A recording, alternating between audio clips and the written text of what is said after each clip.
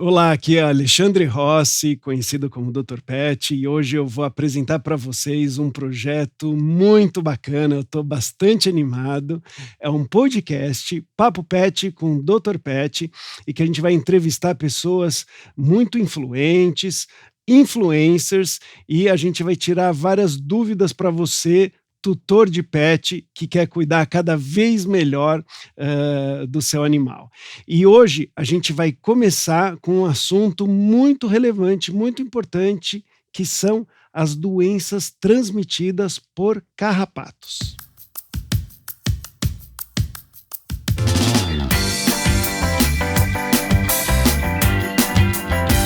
E hoje eu tenho a alegria aqui de apresentar para vocês dois convidados muito especiais, o Dr. Paulo Tabanês, que está aqui, que ele é especialista em infectologia e imunologia, correto?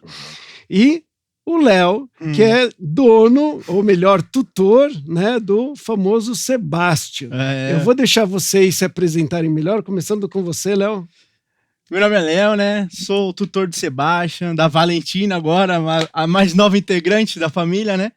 E nossa vida é por eles, né? A gente vive todos os dias aí criando conteúdos para os nossos queridos seguidores, nossos queridos amados inscritos do YouTube também. E a gente mostra o dia a dia, a rotina. E tô cheio de dúvida, tá? Vocês fiquem preparados que eu tô cheio de dúvida, porque assim, a gente vive, né? Então a gente sai, a gente faz trilha, a gente vai pra cachoeira. E eu já tô aqui, já tô com uma viagem marcada, inclusive, para dia 6. Eu vou fazer uma trilha e eu quero saber sobre todas as questões. Já tá preocupado com os carrapatos, Já. Porque hoje a gente vai falar bastante sobre carrapatos e todas as doenças, ou as principais doenças que ele pode transmitir. Mas agora, Paulo, pode falar um pouquinho mais de quem você é e se apresentar. Eu sou Paulo Tabanês, sou médico veterinário, enfim, tenho um hospital veterinário em Brasília, Clínica Veterinária Tabanês, e sou especializado em doenças infecciosas, que é a minha paixão, que eu trabalho há décadas, literalmente. E é bom, no seu passeio já programado, já pensar na prevenção, Olha que é só. exatamente o papo de hoje. Já preparar os animais, o Sebastian e a Valentina, para que eles se previnam e se exponham menos, obviamente, as doenças que os carrapatos podem transmitir, né? Realmente, a gente ficava muito nessa, né? A gente achava que a gente só tinha que fazer as coisas quando a gente iria. Só que é constante, né? É diariamente, a prevenção é mensal, né? E a gente foi aprendendo isso na dor, inclusive. E você já deve ter ouvido falar na famosa doença do carrapato. Vixe, essa aí me assombra todos os dias, você não tá entendendo. Eu tenho medo dela. E vai piorar, sabe por quê? Por quê? Quer dizer, piorar porque não é Agora essa. São essas. Ai. São essas. Doutor Paulo, conta, né? Não é uma doença do carrapato, eu conto, né? você conta, né? Vamos abrir a mente aqui do Léo. Nossa. Bem, Léo, realmente, não é só uma. A gente chama doença do carrapato de forma até errônea, né? Uma apropriação indébita, coitada da erliquiose. A erlíquia canina, a erliquiose canina, que é vulgarmente conhecida como doença do carrapato. Mas, na verdade, o carrapato marrom, que é cientificamente chamado Rhipcephalus sanguíneos, ele transmite não só a erliquiose canina, mas também outras bactérias como anaplasma, protozoários como babésia e hepatosum. Então, olha o contexto que nós temos, né? Sim. E, para piorar um pouco mais, não tem só esse carrapato. Tem vários carrapatos. Meu Deus. Inclusive carrapatos que podem transmitir doenças que são zoonoses, ou seja, que passam entre animais e seres humanos. Então, o buraco é mais embaixo, Léo. Se prepara. Você já tinha ouvido falar no carrapato estrela? Era só esse que eu pensava que existia. Agora é a constelação toda, Agora né? é a constelação, a estrela inteira, o universo de carrapatos. Legal. O carrapato estrela, doutor Paulo, ele é comum, ele não é comum, e qual que é a doença principal que ele transmite? Bem, vamos lá. O carrapato estrela, cientificamente, né, conhecido como amblioma, o gênero amblioma, o amblioma sculptum, que é o mais voltado, né, o vetor mais importante para a transmissão da febre maculosa brasileira, que é uma bactéria da mesma família da Ehrlichia, que se chama Rickettsia ricketts. Rickettsia rickettsiae. Bem, essa bactéria é que causa a febre maculosa, que a gente viu aí na mídia o ano passado e vários outros anos, o boom aí de casos humanos como uma zoonoses, né? E nesse momento o carrapato estrela é importante. Só que o carrapato estrela, ele até se sobrepõe na mesma região em que o carrapato marrom, que é o Rhipicephalus sanguineus, eu vou chamar ele aqui de RIP para ficar mais íntimo, tá? Para não ter que ficar falando muitos nomes científicos, eu chamo ele de RIP. E essa região é sobreposta porque o Rhipicephalus ele está tropicalmente distribuído no Brasil todo praticamente.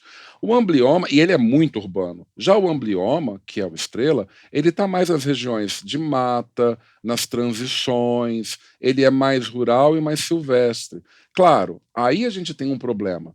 Fragmentação de habitat, desmatamento. E às vezes alguém como o Léo que está indo para o mato. Exato. É a próxima exposição. Com e eu tenho uma um animal que vai andar muito mais do que você. Você vai andar 1 quilômetro na trilha, ele vai andar provavelmente 10 quilômetros, né? Vai andar muito. E assim, outra coisa, eu tive uma experiência em relação a isso de trilha.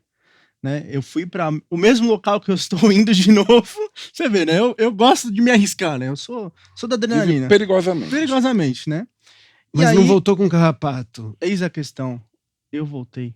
Só que eu voltei com um em mim, um na minha noiva e um no Sebastião.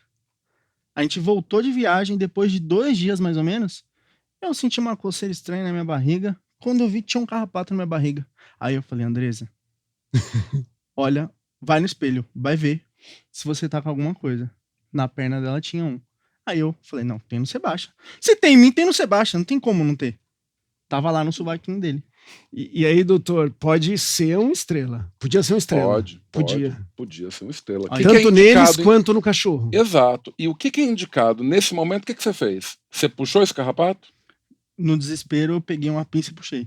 Tem uma forma correta de remover esse carrapato. E qual que é a forma? Normalmente a gente usa uma pinça, não espreme ele, não pega e arranca com a mão. Porque quando você faz isso, você pode aumentar a inoculação de parasito na circulação, estourar o carrapato, deixar o aparelho bucal dele ali dentro da pele, causando mais inflamação.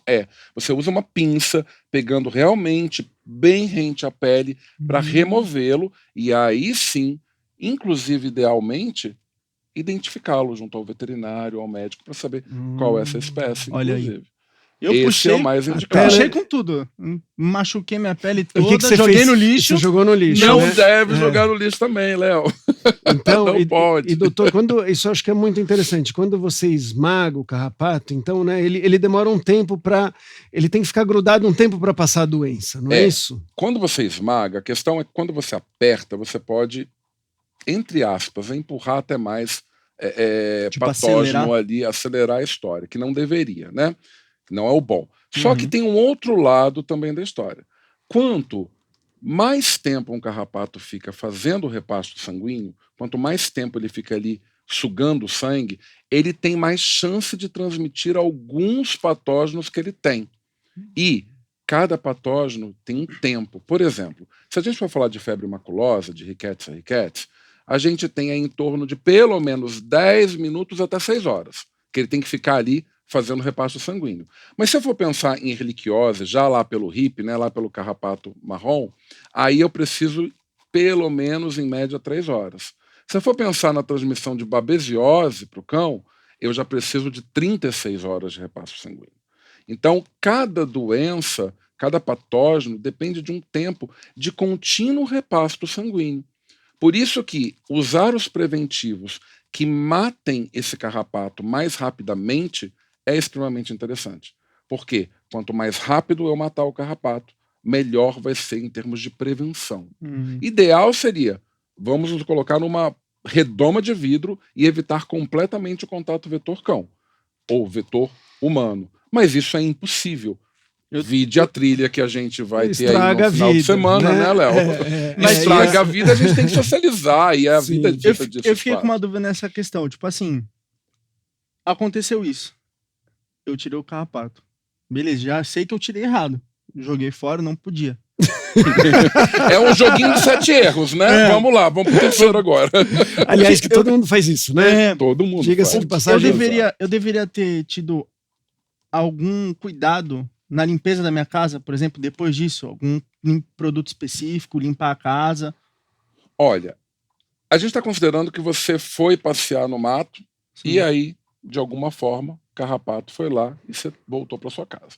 Mas não estranhe que no ambiente urbano a gente tenha carrapato. O próprio carrapato marrom, que é o Rhipicephalus sanguineus, ele é muito urbanizado, ele está ali muito no meio urbano, no apartamento, na casa.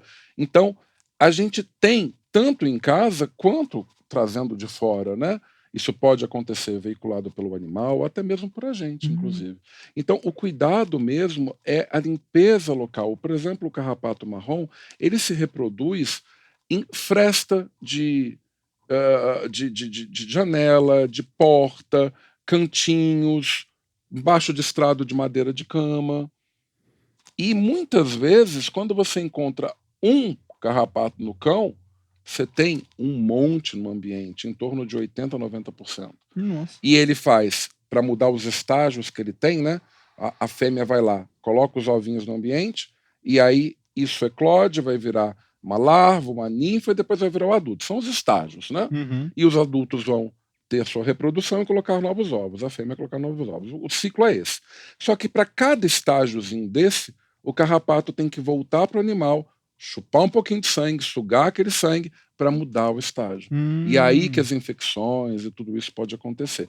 Então, o manejo ambiental, como você perguntou, é extremamente importante. A gente precisa manter sempre limpo, sempre arejado, sempre facilmente exposto para reconhecer e remover do ambiente. E quando você usa alguns preventivos, você acaba, a médio e longo prazo, matando o ciclo desse carrapato naquele ambiente. E, Léo, isso foi recente? Quando que foi? Não, faz muito tempo. Foi 4 anos atrás. A Valentina nem existia. A gente só tinha o Sebastião de cachorro. Foi a minha primeira experiência, assim, que eu bati de frente com um carrapato. Dramático. A gente nunca esquece, né? O tutor nunca esquece dessa experiência. Só que agora, né, eu sei como prevenir. Eu uso o NexGuard Spectra. É uma proteção 4 em 1, a única no mercado. Então, a gente precisa dessa proteção porque a gente vive uma vida muito ativa. É praia, é cachoeira, é trilha, é o tempo todo se divertindo com os cachorros. A gente precisa estar sempre protegido, né? Prevenção é isso, Léo. Prevenção não é você esperar o problema acontecer. É você fazer algo para evitar que aquilo aconteça. E, infelizmente, no Brasil, a medicina veterinária e os próprios tutores não trabalham tão bem a prevenção. A gente tá. É só perguntar para todo mundo aí. Você vai para o médico quando? Quando você está doente? Ou para fazer check-ups e prevenção? A maior parte das pessoas também procuram os médicos quando estão doentes. Veterinária, medicina veterinária, cão, gato, é a mesma coisa.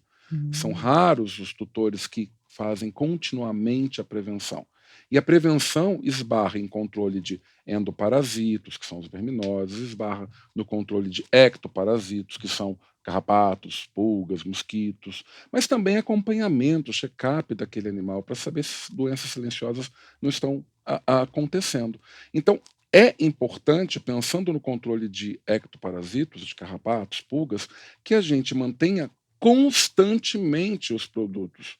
Se for usar uma molécula oral, tipo uma isoxazolina, isso vai ser feito mensalmente ou de acordo com o fabricante. E é contínuo, não é esperar ter o carrapato. Porque se eu tenho o produto circulando, quando o carrapato picar, ele morre. Agora, se eu decido um dia fazer quando o carrapato já está lá, o produto vai demorar um tempo para ser distribuído. E aí, esse carrapato pode até morrer. Mas lembra que a gente conversou sobre as horas para cada transmissão? Aí eu tenho uma falha importante, entendeu? Você falou sobre locais, né, do carrapato. Existem locais que são mais propícios de você encontrar o carrapato no corpo do cachorro? Muito bom. É uma ótima pergunta mesmo. Por quê? Alguns locais, o carrapato ele pode estar no corpo inteiro, tá, gente? Assim, definitivamente. Mas orelha, interdigital, entre os dedinhos, são locais de bastante predileção para se encontrar. Claro que a sua inspeção tem que ser inteiro, Total. inteiro. Procurem todo o animal. Mas tem locais que eles realmente... Que você pode já ir direto, né? Se você tá com uma dúvida. Sim, mas não esqueça de ver o resto. Você sabe que eu gosto de orientar os tutores, né, e profissionais a fazer massagem no cachorro e olhar cada pedacinho do corpo do cachorro. E uma vez a gente pegou um cachorro com a doença do carrapato, fazendo uma massagem na barriga.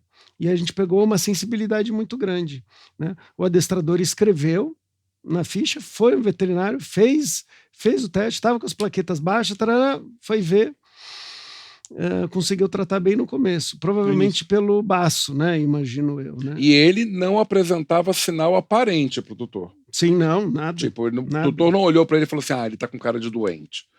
Mas doença não é só o animal estar apático, prostrado, obviamente doente. Às vezes existem alterações laboratoriais que precedem o estado geral ruim do animal. Nem sempre vem junto, né? Começam sinais, mas que todos eles são inespecíficos, né? Mas começam de outra forma a não alterar tanto o estado geral.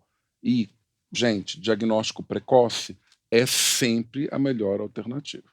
Porque quanto antes a gente diagnostica, melhor se institui a terapia, melhores são os resultados. Para qualquer coisa na medicina, e não seria diferente para a doença do carrapato, para a erliquiose. Você vai viajar ou vai cancelar a viagem? Eu vou viajar, porque eu tô tirando a dúvida com os melhores, entendeu? Eu vou viajar porque eu vou ficar expert. E aí, se por acaso você voltar com algum carrapato, você vai tirar do jeito certo e vai guardar ele. Vou guardar, vou levar no veterinário do Sebai da Valentina. E se for um estrela, existe o risco da febre maculosa, certo? Sim. Nesse caso, se o Sebastian não manifestou, e nem vocês, nenhum sintoma, eles não foram contaminados ou é uma doença que pode aparecer depois? Para o ser humano, a febre maculosa ela tem um período de incubação que vai entre 2 e 14 dias.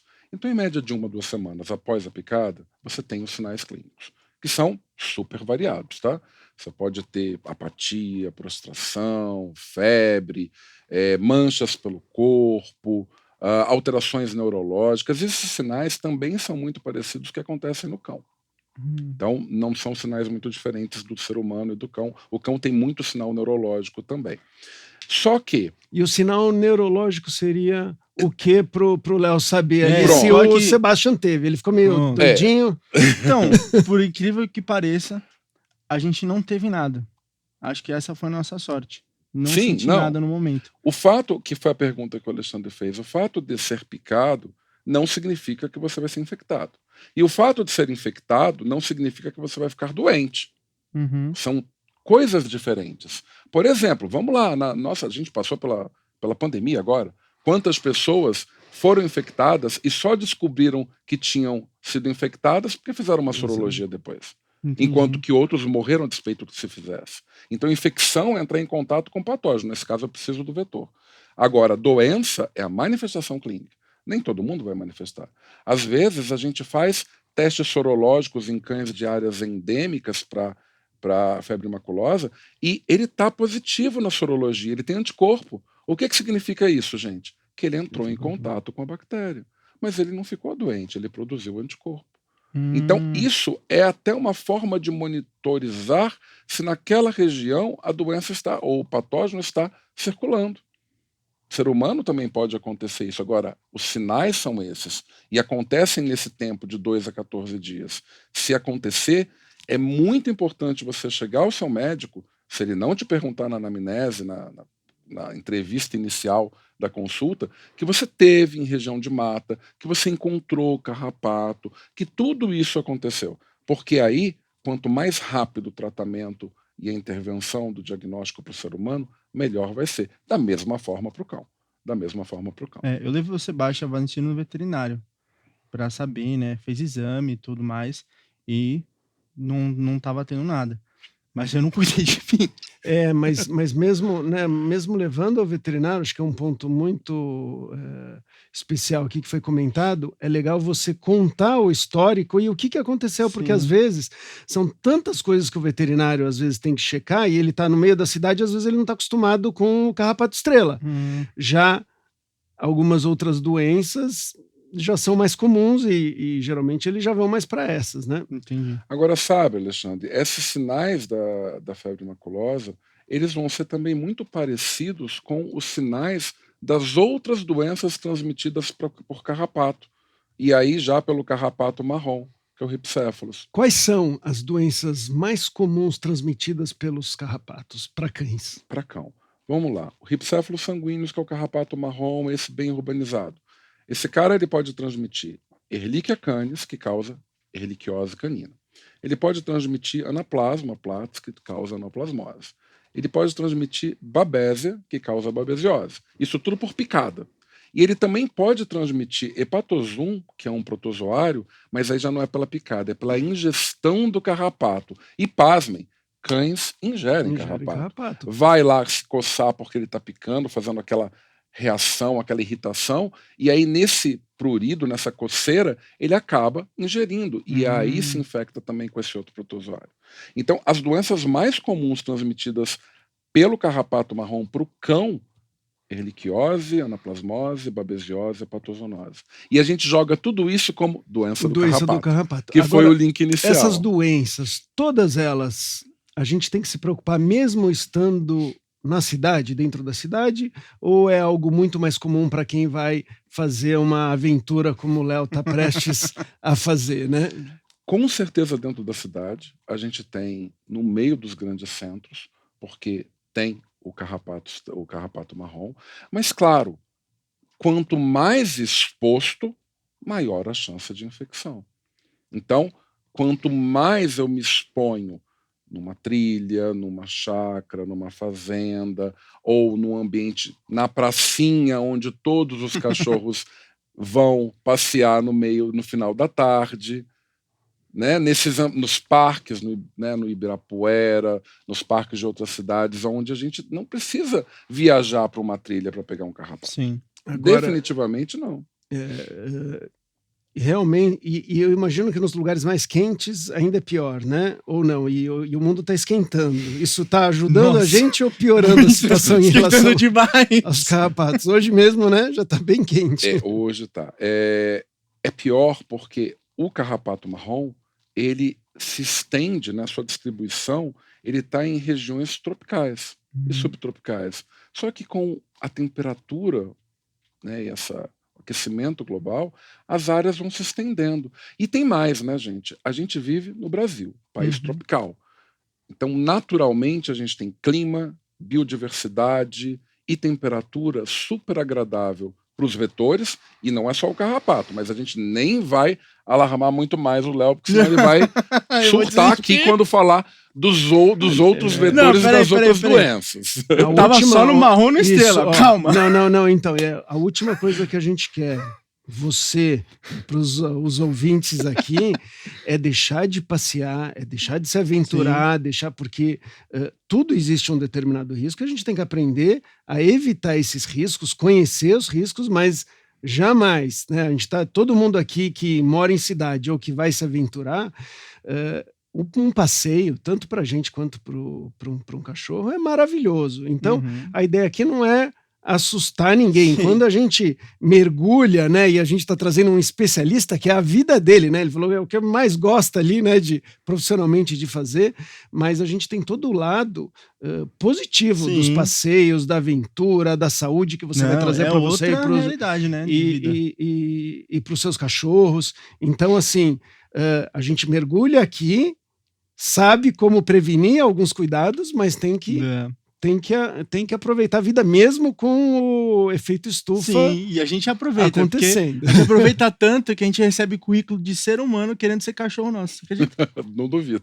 Direct bomba, assim. E aí, vocês querem um cachorro novo? Meu nome é Luiz. É direto. Viver é um risco. Só que, se a gente tem informação, a gente consegue claramente prevenir tudo isso que se expõe. Então deixa eu matar uma dúvida aqui para mim. O problema todo é informação. Essa informação. Quando eu chego em casa, eu tô na cidade, né? E eu vejo um carrapato, ou no meu cachorro em casa. A tendência é que ele seja um carrapato marrom.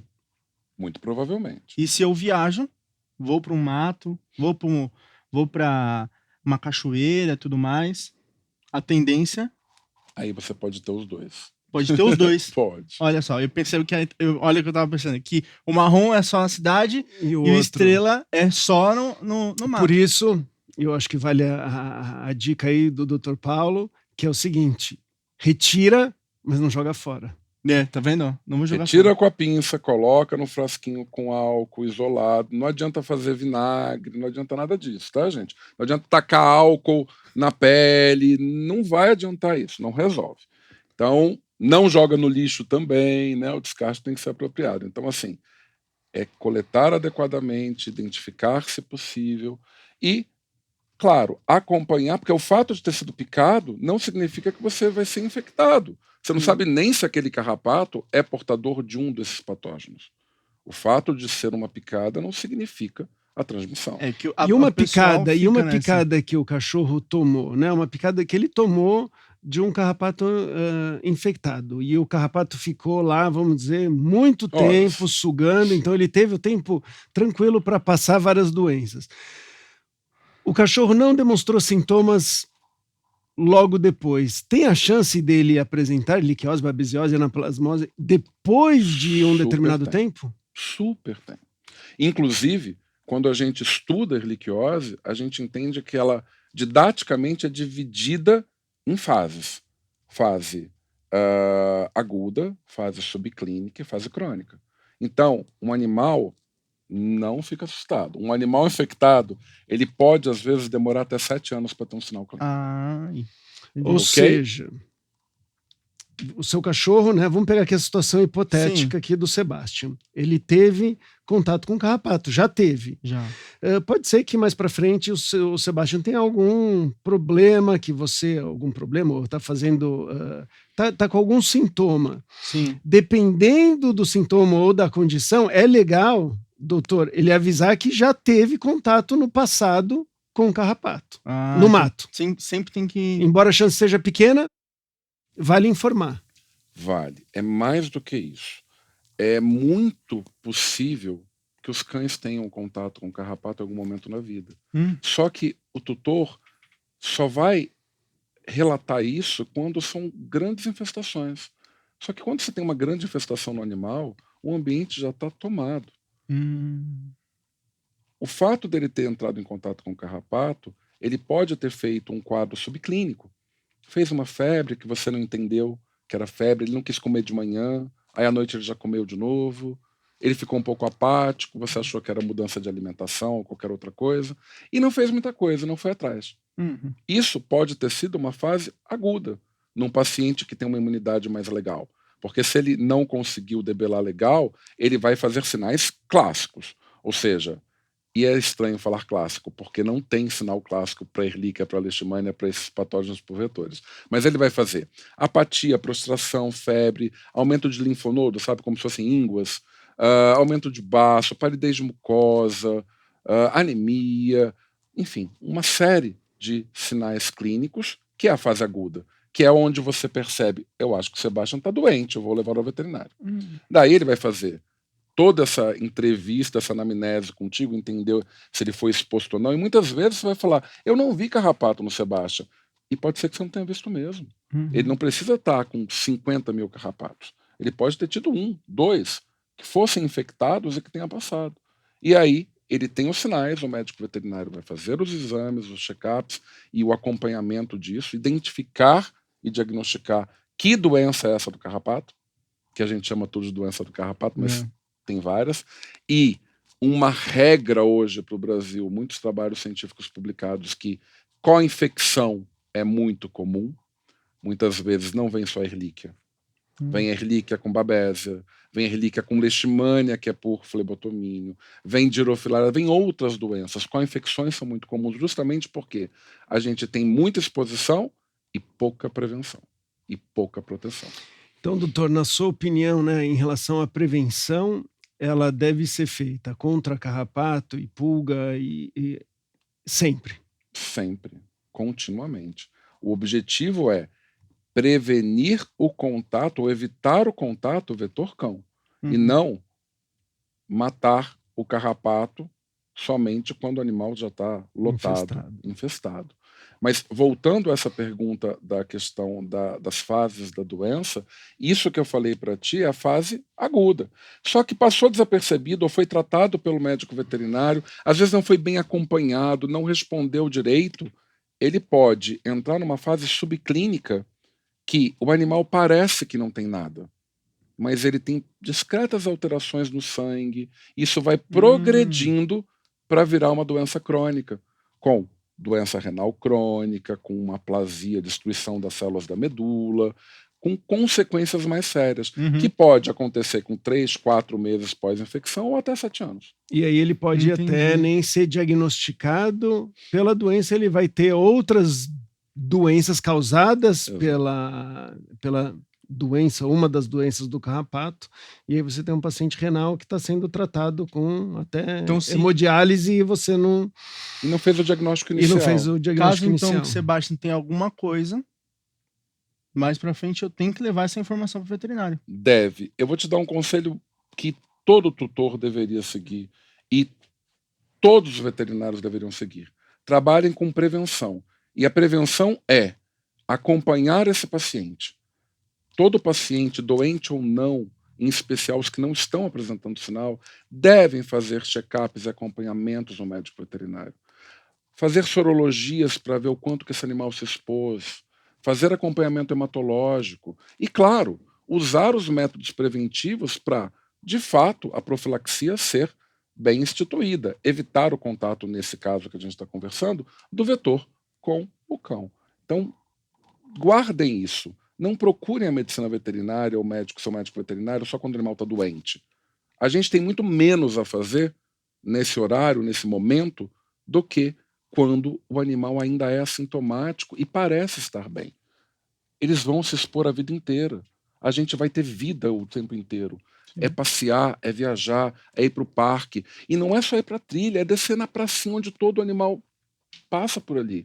A gente se expõe e vai se expor o tempo inteiro. Por isso que a prevenção é imprescindível. Agora, Léo, você não está com medo de sair com o seu cachorro agora, né? Não, eu tava com um pouco de receio, mas eu entendo que com a prevenção, né, mensal, tratando certo, sabendo lidar, né, entendendo sobre o assunto, né, o mínimo que eu posso entender, né, não sou um expert, não vou ser um expert depois de uma conversa, eu fico mais confortável, porque querendo ou não é o que você fala, viver é um risco, né, e eu não vou deixar de viver com o meu cachorro, dar uma vida né? de qualidade para os seus cachorros. Não, maravilha, eu estava só preocupado com isso. E aí, eu queria, doutora, a gente falou muito ali, né, de ir se aventurar no mato, ir para a cidade, passear, mas existe risco de pegar alguma dessas doenças dentro de um apartamento ou dentro de casa se você não leva o seu cachorro para passear? Bem, para ter a infecção por essas doenças do carrapato, eu preciso do vetor. Em raras exceções, isso pode acontecer, por exemplo, infecção transplacentária, né? Da mãe para o filhote pensando em hepatosum. Ou de uma babese específica chamada babesa gibsoni. Ah, da mãe para o filhote, então, é o seguinte, eu tenho um filhotinho em casa, mas a mãe estava contaminada. Exato. E aí o meu filhotinho está doente, mesmo nunca tendo tido contato com carrapato. Com hepatosum e com uma espécie pouco comum no Brasil de babésia, pode. Mas para a erliquiose, que é vulgarmente conhecida como doença do carrapato, não. Para isso não vai acontecer. Não a transplacentária. Agora, tem que entrar em contato com o vetor. Se esse cão não entrou em contato com o vetor, não tem como. Agora, lembrem que o carrapato não necessariamente estará lá. Ele pode ir na roupa de alguém, ele pode ir pelo ser humano para dentro de casa.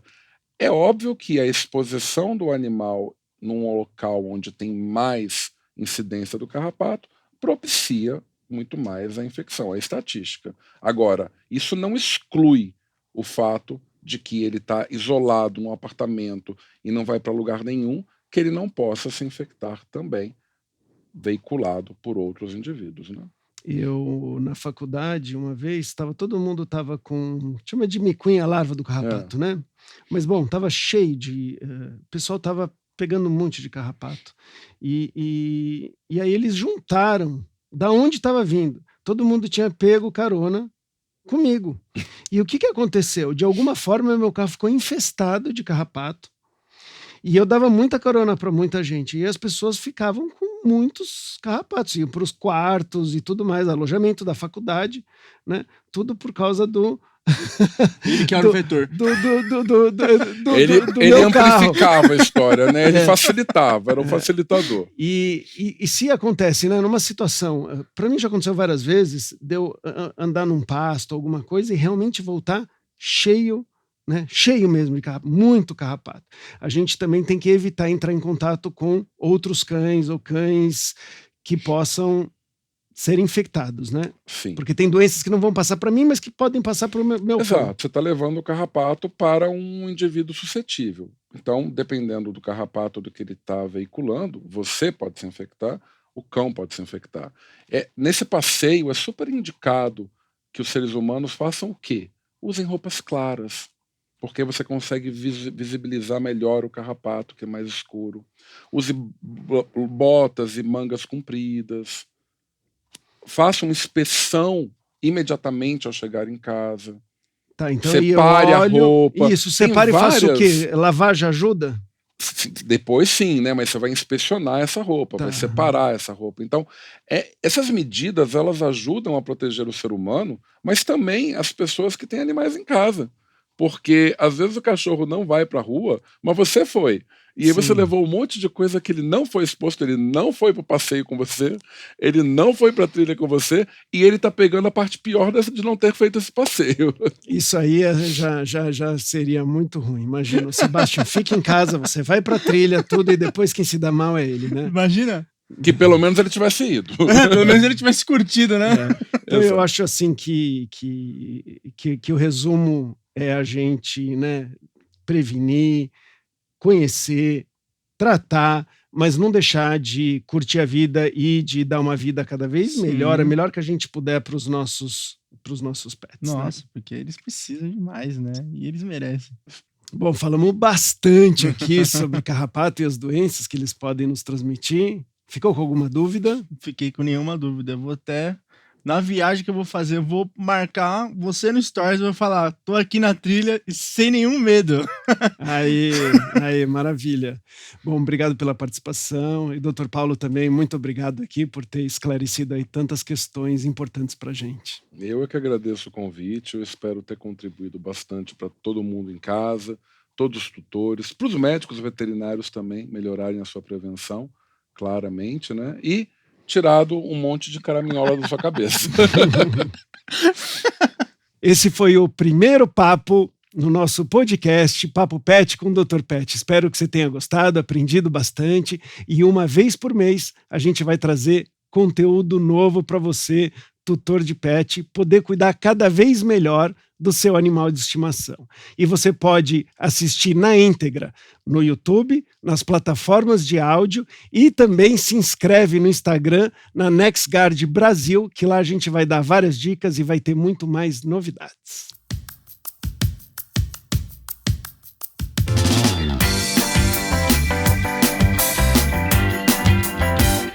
NexGuard Spectra.